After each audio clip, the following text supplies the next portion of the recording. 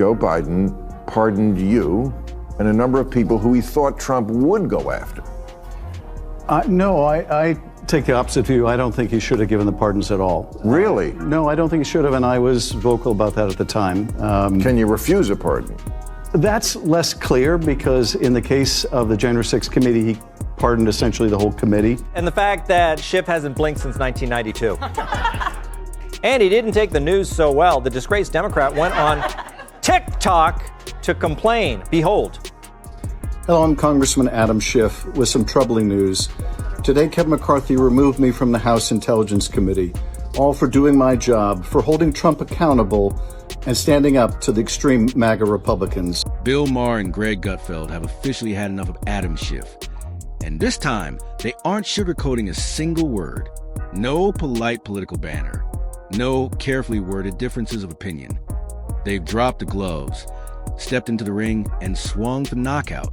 For years, Schiff kept America trapped in an endless circus of political theater, pulling us through one conspiracy rabbit hole after another, chasing the ghost of Russian collusion like a washed-up detective in a bargain bin crime show. He wasn't just speculating.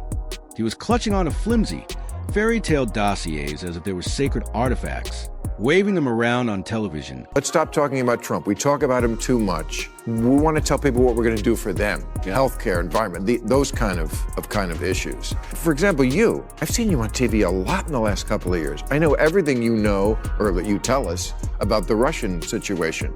I don't have a clue what you think about healthcare. I've never heard it. Yeah. I don't know whether you're for Medicare for all, or improve Obamacare, or get a chicken. I don't know what. Like they held the secrets of the universe.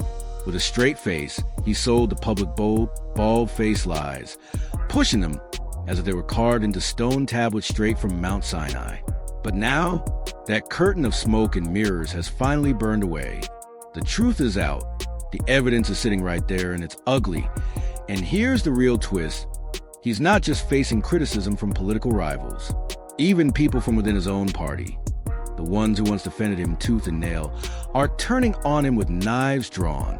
It's like watching a pack of hungry hyenas suddenly turn on the alpha they once followed into battle. Only now, that alpha isn't leading the charge. He's cornered, exposed, and scrambling for a way out. Schiff built his career on being the slick-talking puppet master. But the strings are cut, the tricks are gone, and the show is over. Maher came in swinging with razor-sharp sarcasm, while Gutfeld followed up with ruthless one-liners that cut like steel. Together, they didn't just criticize Adam Schiff. They ripped apart the carefully polished image he's been selling for years. It wasn't a debate, it was a demolition job, leaving Schiff's political persona scattered across the floor like wreckage after a storm. And I've got all.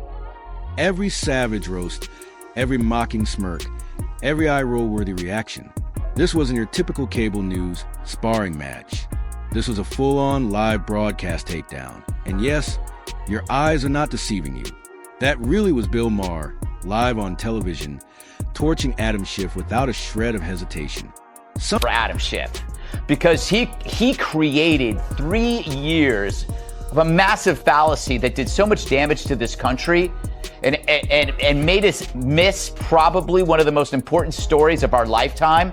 We were having hearings on impeachment while the coronavirus was exploding. Something you would never see on CNN or MSNBC without those networks combusting on air from the sheer shock of it. Schiff has spent years building the self-proclaimed reputation as a fearless crusader destined to bring down Trump, treating the Russian collusion narrative like it was a sacred prophecy carved just for him. He sold it relentlessly, day, night, weekends, holidays, like a TV network milking its final season for all it's worth. But the big finale? It wasn't a triumph. It was a spectacular, fiery crash. Years of hype collapsed into a heap of nothing with a grand total of zero concrete evidence. And when the truth finally surfaced, silence. No public admission of fault. No hint of accountability. Just a lonely sound of political crickets chirping in the background. That's why when Maher leaned in and delivered that $1 million gut punch, "What exactly have you done for America?" the entire room froze. It didn't sound like a question. It sounded like a verdict. And then came Gutfeld, stepping up like a man with a flamethrower and no intention of holding back. He scored Schiff over his role in creating chaos during one of the most critical times in America's history. This wasn't some mild, polite disagreement. It was a blowtorch of truth aimed right at the heart of Schiff's record. Gutfeld laid it out plain. While Schiff was playing political games, pushing narratives and fueling division, a deadly virus was quietly slipping through the cracks. America needed clarity. What it got instead was confusion. The story of Adam Schiff's recent political trajectory reads like a mix between a long-running drama and a stand-up roast. At the height of a brewing global crisis, Schiff appeared more fixated on pursuing his impeachment ambitions against Donald Trump than addressing the challenges barreling toward the country. His approach, critics argued, resembled a teenager glued to a favorite conspiracy series, feeding the media just enough sensational tidbits to keep the public hooked while ignoring more pressing matters. Greg Gutfeld, in particular, tore into Schiff's credibility, accusing him of prioritizing personal vendettas over national interest and questioning what kind of leader would mislead an entire nation for revenge.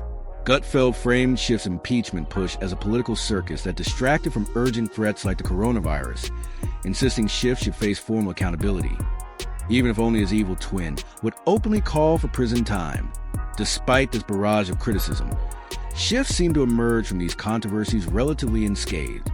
No formal censure followed, at least not immediately, nor did he offer the kind of direct, unvarnished apology that many felt was the bare minimum.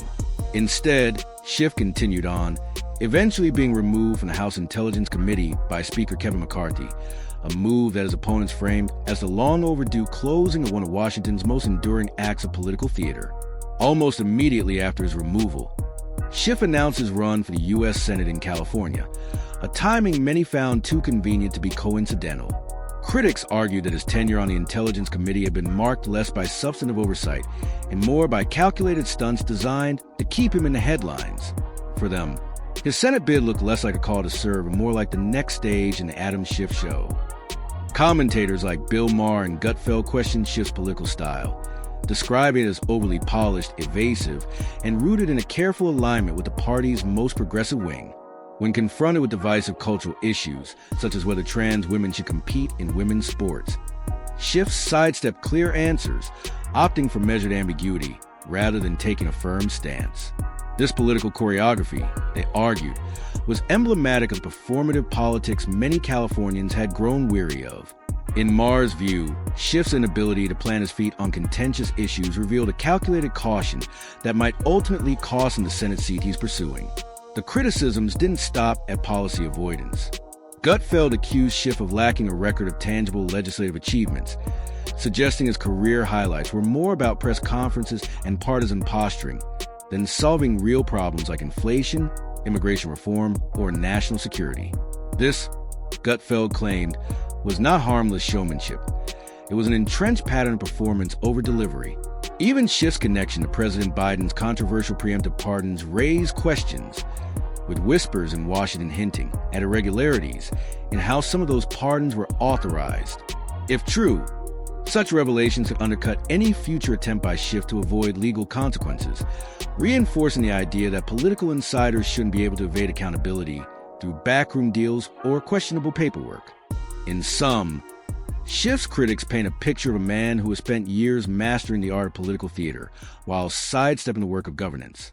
To them, his Senate run is not a fresh chapter, but a continuation of the same self-serving playbook, full of drama, light on results.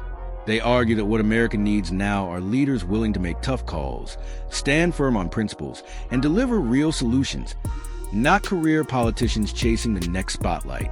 This entire piece paints Adam Schiff as the embodiment of selective outrage, someone who treats political accountability like a stage prop, pulling it out only when it serves as narrative and stashing it away when it doesn't. Bill Maher's exchange with him was a perfect example. When asked about the highly unusual case of a judge allegedly arrested for helping an illegal immigrant evade IC, Schiff's sharp memory and quick condemnation mysteriously vanished. There was no fiery speech, no righteous demand for justice, just a vague, dismissive shrug. The irony, Maher pointed out, is that if the same case had even tangentially involved Russia, Schiff would have been holding a press conference before breakfast, armed with bombshell claims and dramatic gravitas. This, Maher argued, is Schiff's defining flaw: outrage on demand, accountability on vacation. Gutfeld added his own brand of flamethrower criticism, mocking Schiff's long-running promotion of the Trump-Russia collusion narrative, a case that collapsed under its own weight when no concrete evidence materialized. Schiff's so-called proof turned out to be political theater. Smoke, mirrors, and enough flair to keep his supporters emotionally invested. When the whole premise fell apart, rather than owning up to misleading the public, Schiff flipped the narrative, portraying himself as a brave truth-teller punished for standing up to MAGA forces. In reality, his removal from the House Intelligence Committee by Speaker Kevin McCarthy had less to do with martyrdom and more to do with the collapse of his case. Still, Schiff clung to the victim's storyline, milking it for political mileage while announcing his Senate run. Maher and Gutfeld's dismantling of Schiff wasn't just about one incident. It was about a pattern. From flogging discredited hoaxes to ignoring pressing issues like illegal immigration, Schiff has shown a consistent ability to amplify outrage only when it fits his script. His critics argue that his political playbook is worn thin, built on deception, deflection, and division rather than results. The principal crusader, mask he's worn for years, is slipping, revealing not a statesman but a professional illusionist whose biggest act is keeping the truth out of sight. For Californians and the rest of the country, this raises a larger question. Do they want another political performer perfecting dramatic pauses, or a leader willing to put in the unglamorous, grinded-out work of governance? As the spotlight fades, only Schiff's record remains, and for many, that record tells a story of ambition over accountability, theater over truth,